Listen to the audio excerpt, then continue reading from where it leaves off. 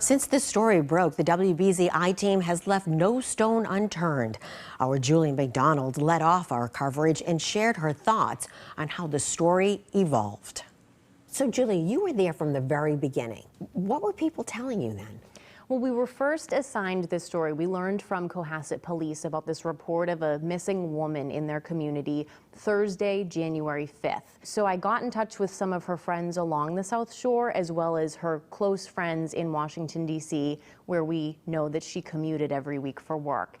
And everyone described this beautiful, driven, caring, bright, real estate professional, devoted wife, loving mother. Everyone just had the loveliest things to say about her that Thursday afternoon. But the more that we learned about this missing person case, the more questions we had. There were just some things early on that didn't seem to add up. We know that the family had hosted a friend for New Year's Eve for dinner at their home in Cohasset, and that friend was at their house from about 8:30 at night to 1:30 in the morning. And he described a perfectly normal, happy, celebratory night. So he hugged them goodbye at 1:30 in the morning, left, and then the police were told that sometime in those next few hours, between 4 and 5 in the morning, Ana had been called for a work emergency,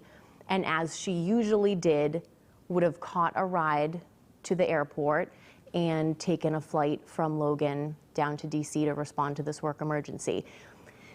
I questioned it in the beginning just because of that timeline, that you would hug a guest goodbye at 1:30 in the morning, and by 4 you'd be packing your work bag and responding to this emergency when the rest of the business world wasn't returning to work until Tuesday. No activity on her cell phone, no activity on her bank cards. The friends that I had spoken to early on described this social, accessible, someone who would snap a picture out the window of her flight as she landed in DC and post that to her Instagram story. So this just complete gone without a trace was completely unlike her.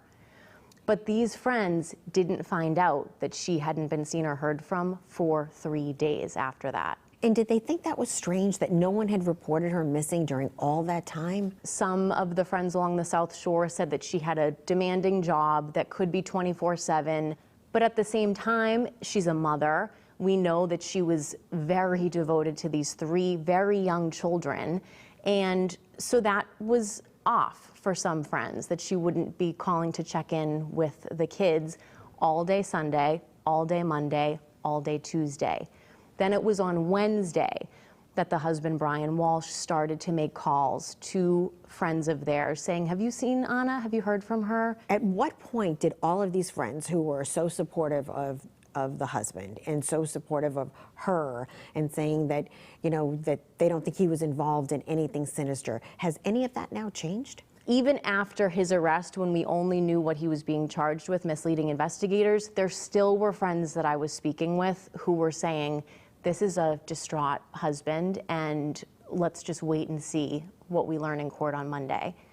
Then we wake up Monday, and the details that came out in court were chilling about some of the things that were found in their home: a knife covered with blood, blood in the basement. We know that the husband was seen on surveillance video buying cleaning supplies at a Home Depot. What were you learning from police in those next few days? Well, police started to track him with surveillance, with EasyPass, with his phone, finding out the locations that he went to, and then they were able to get the dumpster from his mother's Swampscott condo. They brought that to a trash facility and searched it.